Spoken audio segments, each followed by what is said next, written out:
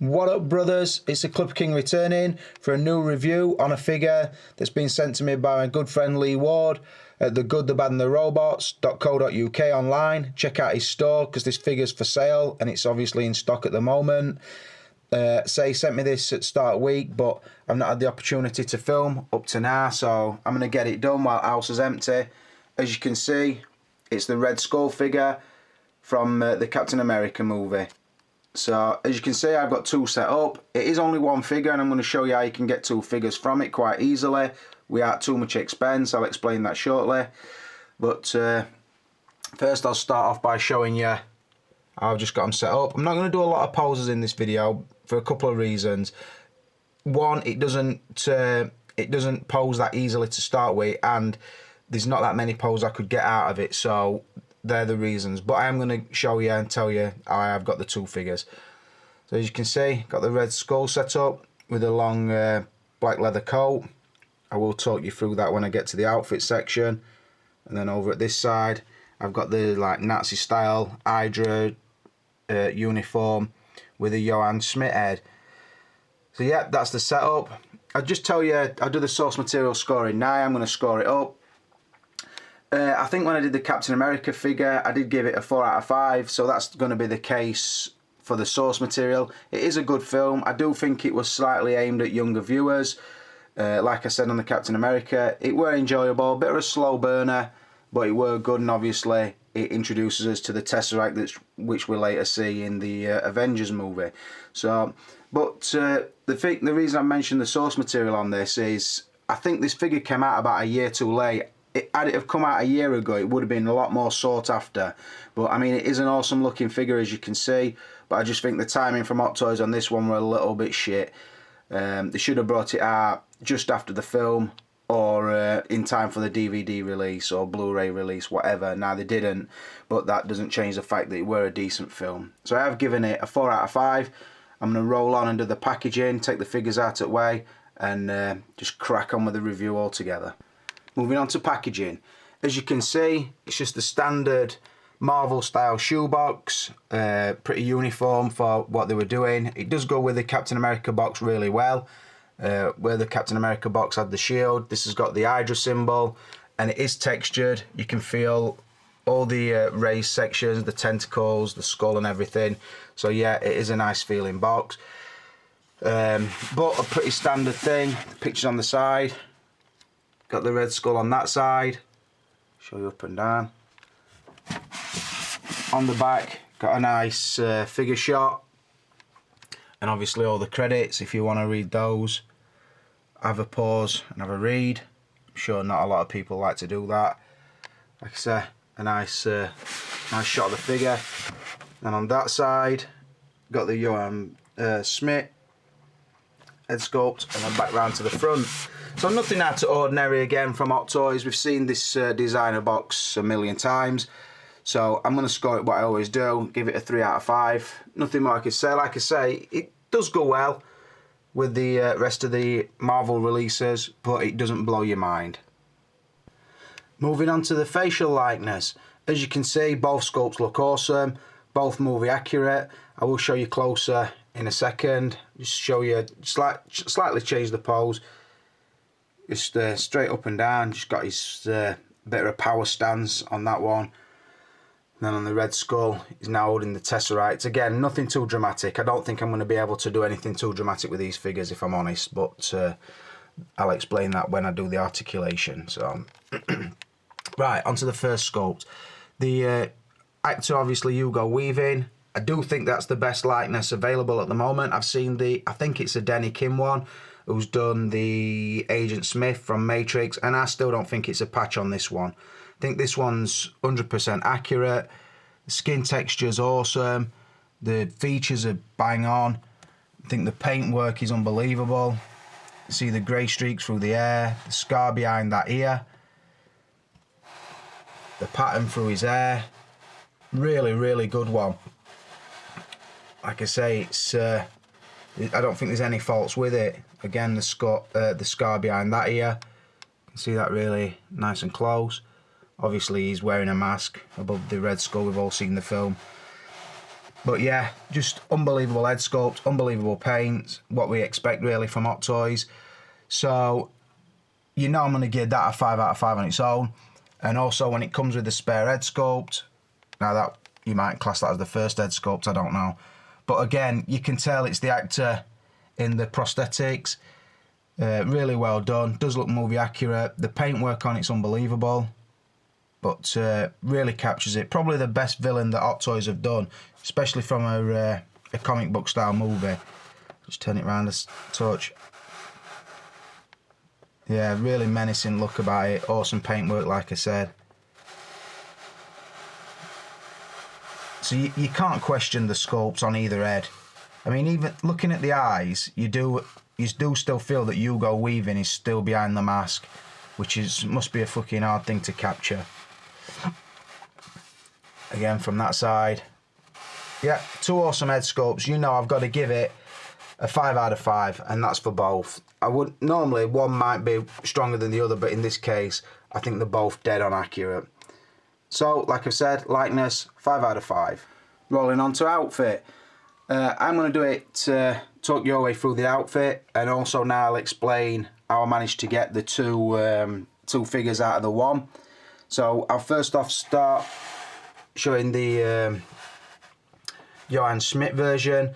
As you can see, it's got a very Nazi looking uniform. It is grey and it is a nice feeling material. It is highlighted by the faux leather accent sort of on his collar, down the front where his buttons are, his belt, I think they're called lapels, and obviously the red and black piping that goes through it. That's obviously down the arms, round the back. Got these straps underneath the arms, very well done. The Hydra on his left shoulder, which is like a transfer style thing on his shoulder. Same down the trousers, sort of wrap round with a black piping. Sculpted gloves, which you don't get many of. The belt has the Hydra sign on, as you can see. So the wrap round piping on the leg, and then down into his Nazi style boots. As you can see, I've got this on the T1000 stand, and that's for a reason. To make the second body, I actually used my spare T1000 body and the biker boots, because you don't need another Nazi uniform underneath this coat. It feels bulky enough as it is, so underneath that is just wearing his biker boots and his biker trousers. He's not got a top on or anything, and then I just put the head on top of the body and used the hands that came with it. So just by adding some boots and a body, I have made the spare figure. So that's what I've done. Now, I know some people do put the coat on top of the uniform. I would never do that because the articulation's hindered enough by the uniform. So if you put the coat on top of that, I just think it'd be too bulky feeling, and you would never see any of the uniform. As you can see, his coat's that long, you only see his ankles of his boots. You don't see any of his jacket or trousers, so there's no point really. I know people have done it and left the coat open, which again don't look movie accurate to me. So I would always go to get the two figures. If I were keeping this figure, that's how I would have them displayed, one next to the other, or back to back, I think I would go for. So yeah, that is a good idea if you're thinking about picking this figure up, because at £150 you are going to get two nice looking figures out of it. But like I said, what I've just alluded to, the suit does hinder the articulation, but not as much as the jacket does. There's slight limitations on what the arms will do when they're wearing the clothing, but I think you know you're going to get that anyway. Now, it came dressed in the Hydra uniform, so I've just left that one as it is with the Johann Schmidt head on it. I will probably swap the heads over in a minute, I'm not sure, but that obviously is how it turned up. And then the underside of the box lid, you get the coat and the belt, which I found went on really easy. There is a lot of press studs under there to keep it in that shape. Because the neck's quite tight, you don't really see that there's nothing underneath it. The belt, this one went on easy, but I understand a lot of people have had problems with it. But I just looked at, I suppose, when I put it on. So yeah, it does fit nice without the uniform underneath, but if you wanted to put the uniform underneath, I just think it would be too bulky. So, to score wise, looks wise, it's a definite 5 out of 5, but like I say, you do get the understandable hindrance on the articulation, which I think most people would accept to have it look that movie accurate. The coat in itself is a nice piece. It's a similar material to the Blade coat. It's not the real feeling leather like the Terminator 2 jacket. It is definitely faux leather because of how soft it is, but it does look realistic enough. So yeah, two nice looking figures, outfit wise, so I'm going to give them 5 out of 5. Articulation, as I've just said in the last category, the outfit does hinder the articulation slightly. Not a great deal on the uniformed version because it's not that thick and bulky, but more so you can get his arms to there and you could probably take them a little bit wider or higher, but the coat is then going to start pulling from one side to another, so you do understand that you're going to get the hindrance on that. Obviously, because his coat's closed, you're limited to how far his legs will split. They will obviously still move because they're true type legs, but because of the coat, obviously it's going to hold them tight in, kind of thing. I did mention the coat is wide along the bottom, so you can pose that how you want it, which is always a nice touch, I think. So I've not knocked a lot of points off. I've only knocked the 1 point off for the articulation. Like I said, the body is a true type on the body that comes with it, which is that one. The neck is sculpted, so obviously you only get the movement at the lower end of the neck, but everything else is a full true type, so the articulation is there, but like I said, restricted by the suit.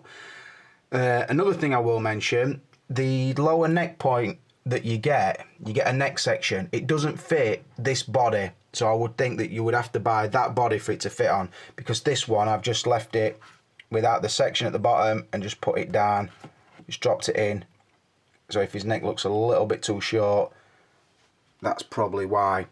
But the ball joint on this Terminator 2 T1000 body is too big for the neck point that goes on lower end. I'll show you that in the extras. So just be careful what body you buy if you are going to do a spare figure. But like I say, ankles slightly slightly hindered by the boots, but to be honest, they will still move because they're quite soft. If you can see, look, and they are nice looking as well. So yeah, you still get a bit of articulation. Obviously the wrists are slightly hindered because of the glove, the cuff section of the glove, so, but not too much. So like I said, the articulation, I have still given it a 4 out of 5. Right, rolling on to accessories or extra stuff the figure brings. As we know, it brings the spare head and the spare coat, so straight away by my own rules I'm going to give it a 5 out of 5. No shock there, I always do. If you can make 2 figures from a set, then you're doing well. But on top of that, it doesn't bring a great deal. Obviously, he's got 2 hands on, he's got 2 hands on, so you'd get an hand. You get an hand throwing the pistol. Around there, you've got the fisted hand, the hand throwing the tesseract, a relaxed hand, and then down here we've got a relaxed right hand and a right fist. So 6 hands in total. That's the neck plug that goes on the bottom side of the red skull to fit the spare body you'd get, or to fit this body, and then the instructions. So looking at it, you don't get a great deal, but like I said, they did throw in the coat, they did throw in the head sculpt. You have got enough hands to do a spare figure. Like I said, all you would need to put on is a body and a pair of boots and you would get that look. So yeah, I have given it a 5 out of 5. That's mainly, well, that's all down to the head sculpt and the big coat. So I'm going to roll her on to the value. In fact, I'll just keep rolling. The value, I think this is in store at The Good, the Bad and the Robots at £150. And I think that's about the right price now. I know these figures are creeping up and creeping up. A year ago, 2 years ago, this figure might have only been £100. But if you can make the 2 figures out of it, you're getting them for like £75 each. Obviously, you'd have to have a body laying around and some boots. If you had to pay for those on top, it might take it up to nearly £200. And then you're getting a figure for £100 each, sort of thing. Now, if you do want a Marvel villain, this would be the one to get, I would think. But like I said, for me, it's come out about a year too late, which has lowered the amount they actually want the figure. because now I'm not thinking Captain America, I'm thinking Avengers, and it's even starting to get a little bit late on the Avengers figures. As time passes by, I want them less and less. So that is the case. Like I say, if you can pick it up for less than that, you're getting great value. But like I say, Lee is a trusted seller, so if you're looking for a Marvel villain and you've already got the Captain America, I would seriously consider picking this up for the £150. And like I said, the packaging that Lee sends is fucking awesome. You can't fault him at all. But like I say, if you're looking for loads and loads of extras on top of the head and the coat, you're not going to get it. Value-wise, because you can get 2 figures, I'm going to give it an I mark. But it's not outstanding value, which it would have been had it come out at £120. So I'm only going to give it a 4 on the value. So with all the scores together, I've given it 30 out of a possible 35, which is a really good score to take into account. It's got a standard box, which brings the score down, and the source material got a point knocked as well. So it has done really well score-wise. But I would say buy this figure, like I say, if you are a Marvel fan or a comic book fan, because it is the best representation of the Red Skull out there, and it would go really nice with your Captain America. But for me, it is about a year too late, and that is, I think, where I will leave the review. So I just say, this is a Clipper King, and I'm out of here.